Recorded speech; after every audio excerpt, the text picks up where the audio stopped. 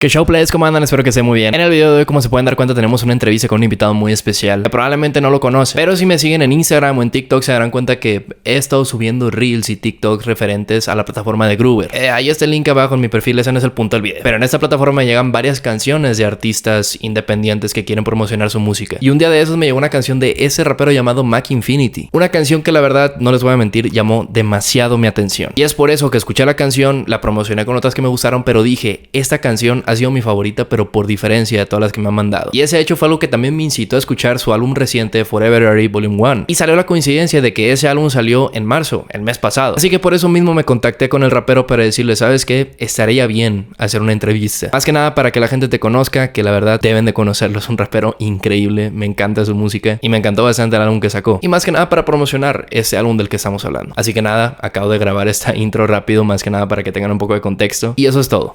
Disfruten la entrevista. Yeah, I mean, what can I say? Mac Infinity, I would like you more than anything for you to introduce yourself, not just the Mexican community that will be looking for this interview, but for anyone in general.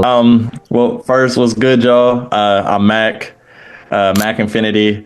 I am from Kansas City.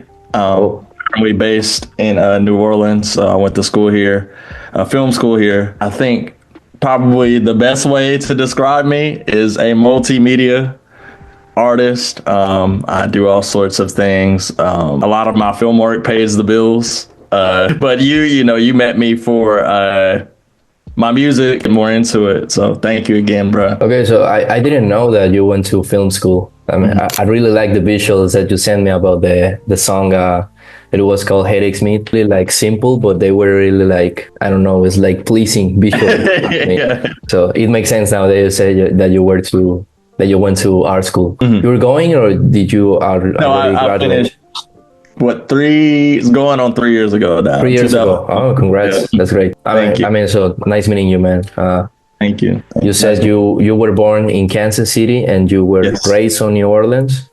I was born in Kansas City, raised in Kansas City. I went to school in New Orleans, and then I moved here after I graduated from school. Okay. I heard that the food in New Orleans was really good. I mean, yes. There was a guy that told me in Los Angeles that New Orleans is the best, especially the black people food that they make, the seafood and everything. Yeah. Our food here is phenomenal. We have a high black population, the soul food. There's no other place like New Orleans. Even outside the food, just culture. People always ask me, "Oh, what's it like to live here, be here?" And I'm just like, man, you gotta experience it for yourself. I can't describe it in words. Especially the Mardi Gras, no? Yeah, Mardi Gras is crazy. We have it's always something going on, bro. We have parades outside of Mardi Gras. We have festival season now, so a lot of different music festivals, local music going on right now. I just performed at we have a place in the city called the French Quarter. Once was a French. Oh, that's cool. I think I saw it. It was Young Senju that promoted too. You went with him. Young. He opened up for my release party, but he actually was performing at French Quarter Fest for something else. Oh, okay. Ages, so that's the world is small, bro. Super small. Right. I mean, New Orleans. I hope I go there someday. I mean, we're here mostly because of one song that you sent me through the Groover. How is it called? It's like an app. It's like a website. I still don't know. I still can't figure out what it is, but it's really something about it. I was like, well, shit. I'm trying to get more people to listen to my music, so let me try it out. I sent it to a bunch of different music curators. You were one of the curators, and a lot of people liked it. A lot of people reached back out to me. I mean, so. I really liked it. It's by surprise because there's a lot of songs that I receive, and most of them they are not really like polished and professional on the sound or the mixing or the pacing on beats and you got everything of that. But it's like basic requirements of professional. You got everything checked, and added to that you have like an essence to yourself. So I really like the song. And that's how I got the surprise. And I said on my video, like, this is the best song that I've received. and that encouraged me to listen to the album. But first I want to talk about the song. What was the process behind it? The writing, the production, that beat that you selected, and all that. So I produced. I wanted my project, because sometimes I work out of order. Like I definitely did for this project. I didn't make all the songs in the order that the project is in. I was probably about halfway. I need like a North Star. I need like a direction for me to go. And I know, like, and you, especially, you know, somebody like you get sent a ton of music. Yeah.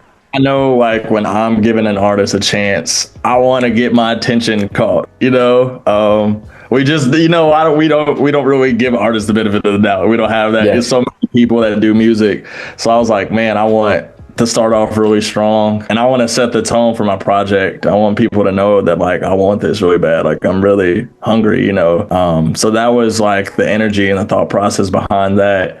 And a few years ago, I had watched this documentary about Headache Smith, college basketball player who like was shaving points off the game, like to get money. Okay. Like, you know, there wasn't any NIL deals at the time. Like, they were still broke college students. And that was sort of my thinking. I was like, man, like, you know, I know so many people that like gamble on themselves and like shit doesn't work out for them, you know? So I sort of wanted to capture that energy of even when you're not supposed to, like, in the song. So that was the thinking behind it. I mean, yeah, the song starts like right off the bat. It was like intense. Since the beginning, it was a high pace and going at it. I really like that decision that you made. It's like a really nice creative decision especially for an upcoming artist, as you said, like betting on yourself and try to take the most of the attention of curators and every piece of media that you could. It's amazing. And did you see any big change on your career after dropping it? Like, obviously, like, I'm still in the process of, like, it wasn't gonna happen overnight. Like, I just dropped the project still probably a month ago today. Yeah. But so much has happened. Like, I don't know if you saw the video of me talking in my car with like my cupcake, like a cupcake in my hand. Like, it went a little viral on TikTok. This podcast that I really really liked the song and reviewed it. But it's just slowly progressing. Like, every day I feel like I get a little closer and I get someone to listen to it that I never would fathom, you know, listening to it. Like, even you know, like when you posted the video about the song, like I'm not fluent in Spanish.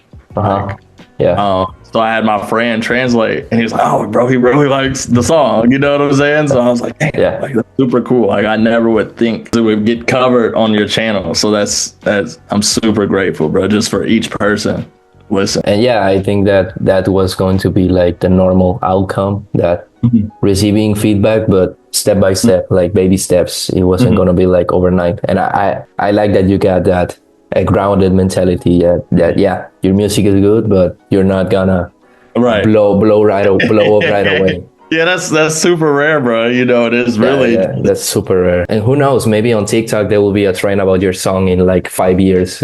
That's another thing too, is that like that happens all the time. Like, I can be on to something completely different, and then the right person sees it's like, oh, you know, this song from your project 5 years ago, we really like this song. The song, and it blows up, you know. But you didn't even remember the song, the lyrics or everything, and it's like popping up. Yeah.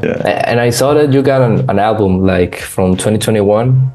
Yes, Cumulus. Like, so you've been working on your craft since then. Yeah. So release this project. So I actually started making music when I was like in middle school. I was like, for context, I had a project that was on streaming like in 2018. I don't know if like the distributor I use like shut down or something. I actually need to go check on that. But I've been doing music for a while. And I would say that I got good, like really good, I would say around like the time I went off to school, like 2018. Yeah. So I've been doing this for a while. This project is like my first project that I like made most of the beats on. So I just felt the most control of like my sound that I've ever felt like in my artistry, you know? So you got more into production than before. So on the first, not the 2018 one, because I looked for it on your Spotify. Don't even worry about it. Don't even worry about it. No, just the thing that is. I mean, there's a single on 2020 and 2021, but there's nothing from before 2020. On here. I think but I know my 2018 project's on my SoundCloud though. So okay, so maybe on your SoundCloud. I mean, yeah, so that's cool that you got. I mean, you produced all the beats or just like 11 out of 13. So every track except Yella 12. Oops. Every other beat is a beat that I produced. And the beat switch on 13 was produced by my friend Christian Doe. Even the aggressive ass beat you produced. Yes. That was a song. It was like a really different song from every single one of them on the album. That it was like I remember like it sounded like a early mixtape from the 2000s or like heavy trap. I don't know if it was that one or other. It might have been Air1. Air1 is like the early 2000s. A lot of people say that about that song, but aggressive ass beats and trap beat to like real aggressive. Okay. So I don't remember, but we'll talk about the album right now. Actually, I don't want to get too ahead of it, but also we're here because of the album that dropped on March 12th, FOREVERUARY Volume 1, and I'm making this interview to promote it in some way to let you talk about it and hear people and let people hear it and make their own thoughts and make their own opinion, but also letting you an opportunity to talk about it and talk about the message. If there's something that you can add some value to it and help them on their first listen experience. So about the whole process, like how long did it take to make it? What was the journey? It was painful? Was it joyful? I mean, tell me about it. And it was everything. It was painful. It was fun. I was happy. I was angry at some point. The oldest song on here is Oops. It's 3 years old. It's new to everybody else, but it's 3 years old. And I got the idea for FOREVERUARY about 2 years ago. I was just trying to collaborate with a lot of artists in New Orleans, especially with me not being from here. One thing like I get from a lot of locals from here is like, you know, it's important to show up and be there, be around, be in these different spaces and just meeting new people. So again, I'm from Kansas City. So the thinking, at least behind this first volume of FOREVERUARY, was not only to refine my production skills, but to also bring together artists from where I'm from and artists in New Orleans together to work together and be on different songs with people that they would never even think about being on songs with, or beats that they would never be on, you know, on their own. I really just wanted to build that bridge between my hometown and New Orleans, and also, you know, just help people realize that like community is important, you know, and it doesn't necessarily mean like the person you live next door to, people that look like you, people that don't look like you, people that have shared interests with you, people that don't have shared interests with you. I think we're just all stronger together as humans working together, you know? And I think a lot of people just have this mindset of like scarcity and that everything's going to run out, everything's going to, you know, like I really think, you know, not to be corny, like things are as infinite as we make them. You know what I'm saying? And I feel that way about love. I feel that way about empathy. I feel that way about just looking out for other people. And that doesn't mean that like there were some times where I've gotten hurt, but I've just always felt like, you know, nothing's ever going to stop me from showing love and showing appreciation for the things that I like and I care about. So that was the thinking behind, this project, is just really building a bridge between my hometown and New Orleans, but also just helping people on a broader scale realize how important community is. And it just so happens that I rap and make beats. That's cool. It just happens to be this medium. So you try to like experiment with sounds and different and people from different communities and cities to try to put them together. That was really cool. I mean, that's a cool idea. I mean, what more can I ask? Like, what are your favorite bars from the project? Man, I really like the intro. Headache Smith. Headache Smith. Because it's like as soon as I get my soul on track, like it's like a vision board, like, you know? yeah, right on cue, I don't owe you scratch. Like, you know what I'm saying? Like, I was speaking to myself in that song. I'm like, you know, like, hey, don't lose track of the goal. And like I said earlier, it's a North Star for me. It's a direction. So that song, I really like that song, Black Privilege. Shit, what else, bro? Man. Black Privilege is really cool. I didn't expect John Sanju to be in there because I actually listened to him a lot more than the usual underground artist. I mean, he's a really cool artist. So I like having him on the project.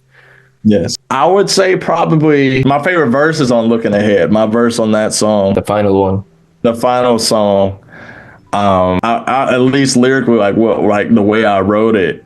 That's probably, I think, that I've written, you know, but you know, as I put stuff out to the world, so I'm like, no, that's not your best verse. This is your best verse. Yeah, you know? Yeah, I know. Yeah, people are so that's my opinion. They want to like what they want to have the definitive answer to everything. Yeah, right. So it's subjective, but so I step in the room like I got a purpose. It's gonna be the verse that they talk about out my service. Okay. I look ahead because behind you.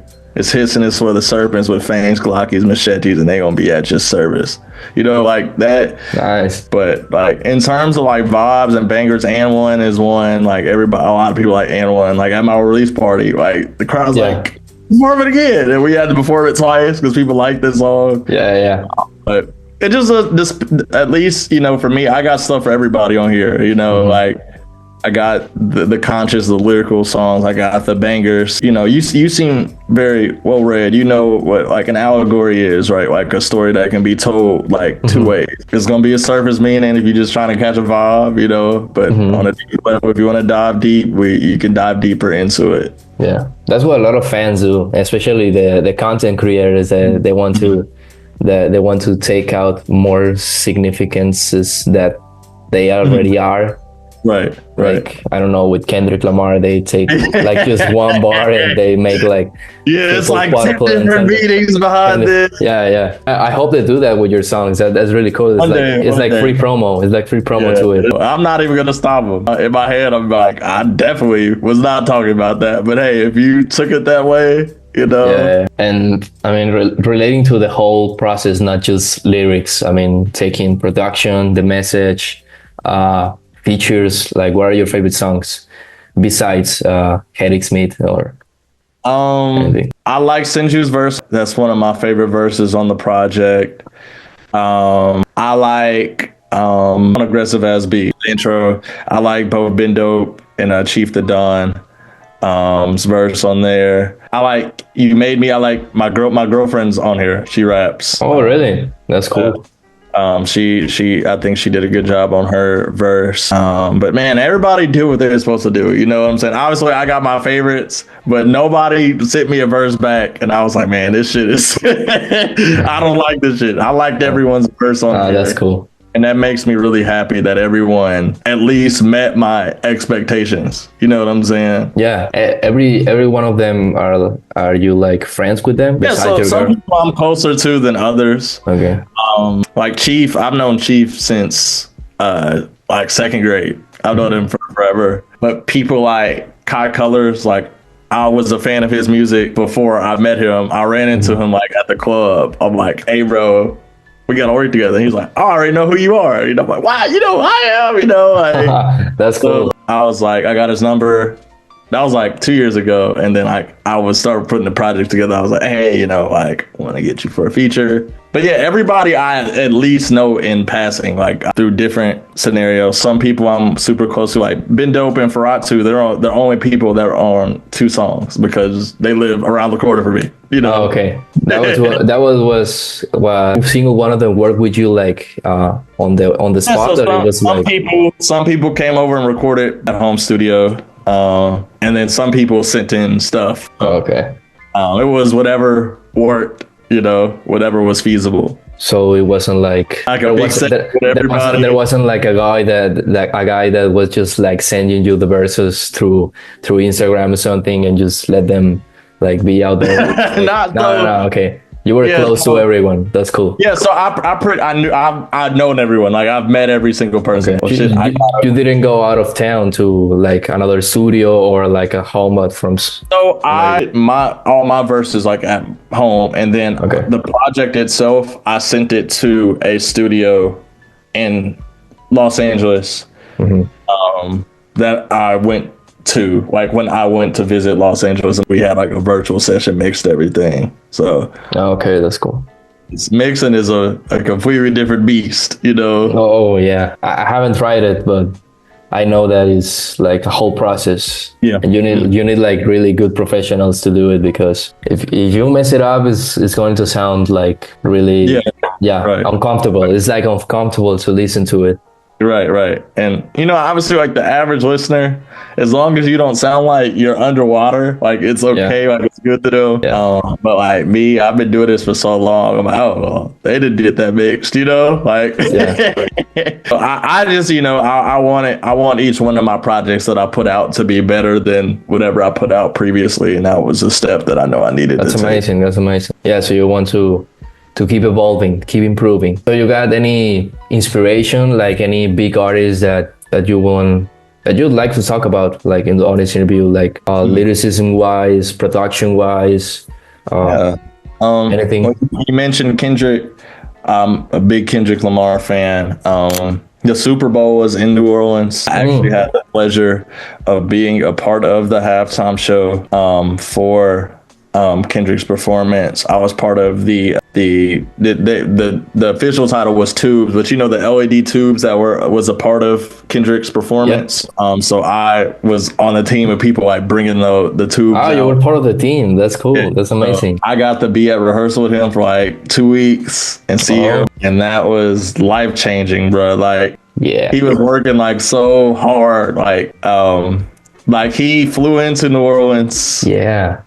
And then had the Grammys the same day, flew there, was late to the Grammys, came back the next morning. Like, we were there like 8 in the morning, you know? I'm just like, man, Kendrick's probably not going to be here today. Like, he had the Grammys yesterday, you know? Damn. I mean, you saw his work ethic. So his work ethic, like, he was really methodical and everything. Yeah, so everything was just intentional and powerful. And that to me, like, it actually like delayed my project for a month, because I was going to put it out like around the Super Bowl. And I was like, nah, like I need to sit at least a few more weeks with this, because it was just life changing, bro. You wanted to appreciate the moment of seeing Kendrick Lamar performing in front of you. Yeah. You saw Samuel L. Jackson too. And Serena Williams and they were all there just at rehearsal. We got a special guest today, Samuel L. Jackson. Like, what? Samuel L. Jackson's here. That's amazing. And did you meet him? Did you meet them, or you? No, we didn't get to talk to them. Like, but they were there. Like, we were. That's cool. There. Like, Sam, like, he had to walk past me to go on the field and stuff for rehearsal and stuff. Like, he was right behind me, you know. Everybody was just so calm though. Like, it's like, oh, that's what I do, you know. Not that I'm about to perform in front of thousands of people. I mean, I would have froze if Samuel L. Jackson come. Like, it was insane. Yeah, I gotta fear that it was insane. But man, I mean, music-wise, like Kendrick Lamar is a big inspiration for you. As I get older, I like a lot of Jay-Z's music. Like, his stuff has aged well for me. I like Nas. I was a really big A$AP Rocky fan in middle school. I listened to like his first album, his first mixtape. That's cool. How he merged like fashion with hip hop to like his style. Joey Badass, his 1999 mixtape. I'm going for days, bro. I'm inspired by so much, bro. Even just, you know, like outside of music, like the infrastructure of New Orleans, you know, hopefully one day you get to visit. Yeah. It's just no other place even like built like New Orleans, like the buildings, like it's like really colorful, right? Yeah. And do you study like these artists, or do you just go your own lane? You try to? It depends. Like, I don't even know how to describe it. Like, it depends on like the vibe. Kendrick, bro. Like, you can't help but be analytical about listening to his stuff. I see the Tyler corner in the poster. Oh yeah. It's like like that album specifically. Yeah, it's Tyler. bars like amazing that come with You Get Lost. But you know, like first listen, I'm going more off vibes. I'm not gonna lie, because you know how hip hop is. It's a lot of stuff is very dense. Even the simple stuff is like, oh, it's he's talking about this, about this, about this. Yeah. So I try to listen for vibes like the first probably listen, and if I'm like, okay, the vibes are good, I'm gonna go back and listen. But I'm all for people experimenting too, bro. That I think that's probably my biggest thing as artistic journey. I want to listen to the artists that are pushing boundaries, bro, that are trying something new, that are going outside of their comfort zone, that are taking hip hop to a new place that it hasn't been before. Like obviously, you know, hip hop is built off of paying homage to those who came before you, but using that foundation and adding something else to it, you know, because we as humans, we're all unique, and if we're all unique and you're yourself on each track, then you're naturally gonna do that, you know. So that's what I like to see is actually a lot of fans appreciate that. Like Playboi Carti right now is like doing his own thing, but he pays a lot of homage to Lil Wayne or to Future, even Gucci Mane, or using Swampy's on the album. Like all of that homage that is paid, a lot of fans love it, and so it's cool that you have that mindset. Like you should be doing that, like paying homage to the older generation, but also pushing the younger generation. That's what a lot of artists should be doing. So Jay-Z, Nas, Joey Badass, a lot of lyrical geniuses out there that you like. Is there any? Do you not study? Like, do you listen to them and see like a bar or like a double entendre or something, and you say like, oh, I'll save that later for me, like you say like put it on my notes or something, not to copy it, but like I get what you're saying. I'm more like, damn, I wish I came up with that, you know. The first one I just thought of, like, you know, Joey Badass on Waves. He's like, since 9-5, I've been working 9-5. And I swear, and I know the landlord fed up with our lives, so we pray to the gods, the shahs, and the Allahs to keep us safe and watch our lives. I'm like, damn, Mike. And he was like 16, you know what I'm saying? Joey Badass he was 16 when he dropped 1999. Yeah. So, he was 16, man. I remember when I saw the video that he dropped it before going to school the other day. I don't know if you saw that video. I have. He was like, nobody knows I'm gonna make history and stuff. You know? And he was going to school the next day. Man, that was crazy. I can go on for days, bro. I just love you. I love this shit so much. You're a big fan and you love it. That's amazing. You should love it, and you should what did Kendrick Lamar say? It was respect the artwork, or was it the art form? Respect the art form on his Grammy speech. And that's what you're trying to do, and that's amazing. You love this shit. You really loved it. If I keep asking you about some bars or about some artists that you like, you'll be here all day. So we're on that part now. So that's your inspiration right now, like lyrical geniuses on your mind, just not like having their bars really copied, but like an inspiration to what you do. So do you use that to keep a message out? I remember that you told me like you really are passionate about love, about people on unity together, like having a community and everything. So is there a message or a story that you want to put out with this album, or are you just doing this for fun? Nah, I understood what you're saying. Man, I think the message that I want people to get the most from this album is that we are stronger together than we are separate. And obviously, you know, I think people are gonna be, oh, well, you know, like, why are you on the album? You know, why is it just not other people then, you know? I mean, again, bro, I really think that I'm a nerd that just so happens to rap. You know what I'm saying? This just is my medium. This just is how I express myself. But I really think of this as art, bro. You know, I think a lot of people are very critical of hip hop and what it portrays and what it represents, and the negativity behind it. But I really think that those same negative forces that people can say hip hop enforces can also be turned around and be positive. Yeah. I'm not even one of those people that says shit like, oh, you gotta uplift the kids and the youth, everybody. I'll be saying some crazy shit. I'm not even gonna lie. Sometimes, if that's what came out that day. But I'm human, bro. I got different emotions. I got different feelings. I got different perspectives. And that's the message that I think I want people to understand the most, is that we're strong together as one. And I can look to my brother to the right, my sister to the left, and see like, we may be different, but together we can really make this world a better place if we're there for each other with something, whether financially, emotionally. This world is so unpredictable, know. And instead of us trying to control what we can't control, what we can control is being there for each other. Yeah. And these people, some of these people know each other, some of these people don't. But I think this is one of those projects that people are gonna look back on like, okay, like this is my introduction to Mac. And like you said at the beginning of the interview, like people come back to this 5 years from now and then the shit on TikTok or whatever platform we got there. I hope that happens. I hope that happens. I'm never gonna forget this interview. I always remember the people that were there for me at beginning steps. No, thank you, bro.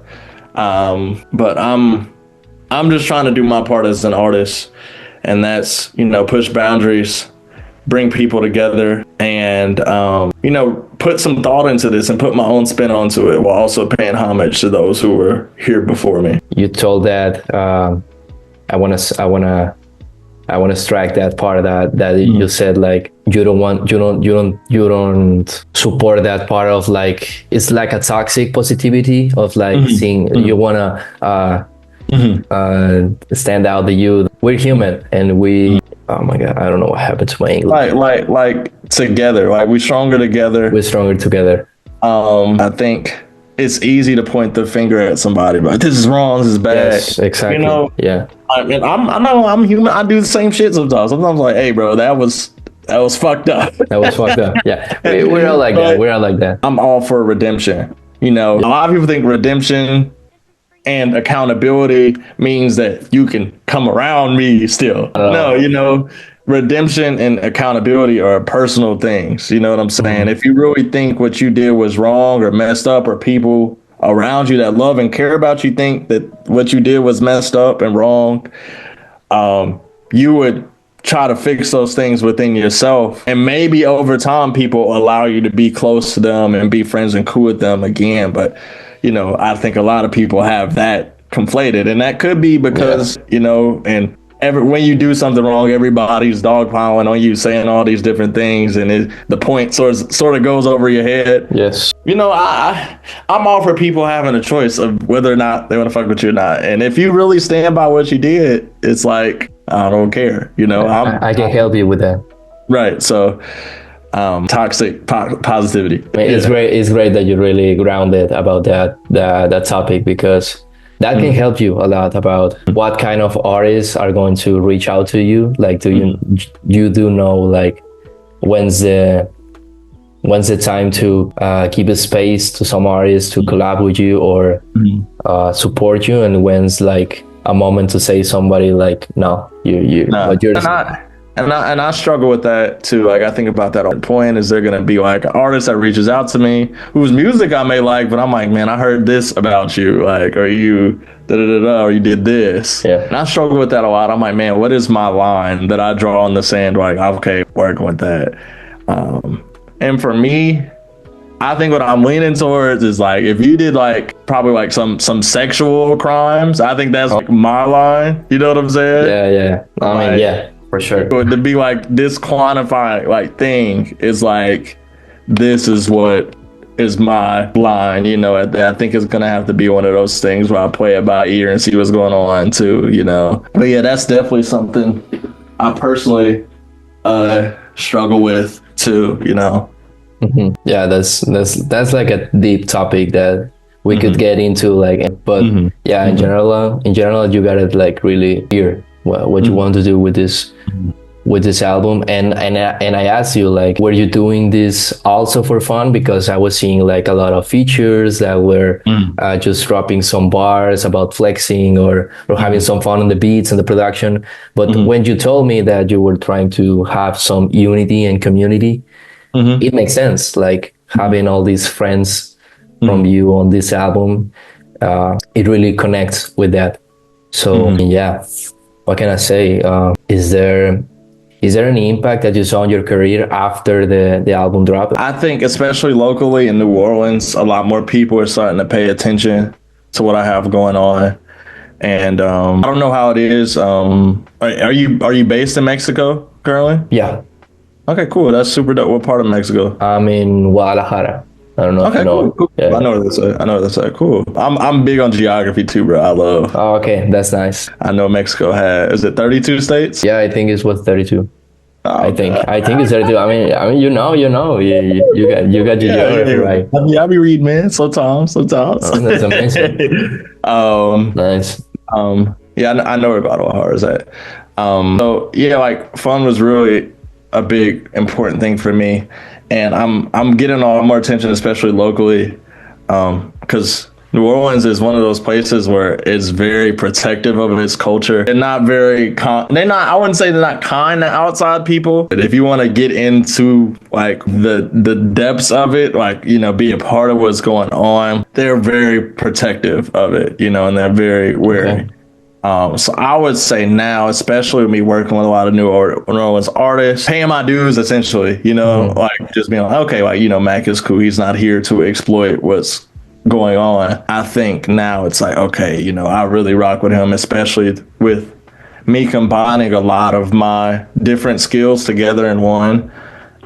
Me shooting for different artists in the city, it's definitely helped me expand locally a lot as of late, you know, and I think that's going to grow, you know, especially if I break out of the threshold of New Orleans, which I'm seeing with even this interview. But I didn't expect this to take overnight. Like, I'm here for the long run. I'm here for forever portion of it, you know. And actually, talking about the long run, I wanted to ask you, just for closing this interview, like, do you got any plans like for working on another project, or do you just want to lay down for a bit? I haven't stopped recording writing since I dropped the project, and that's something new for me, especially compared to the past. Because normally I'm like, I dropped the album, all right, fuck, like I'm tired, you know. I don't feel the need to stop. I don't want to stop, and I did a pretty good job at stocking up on stuff.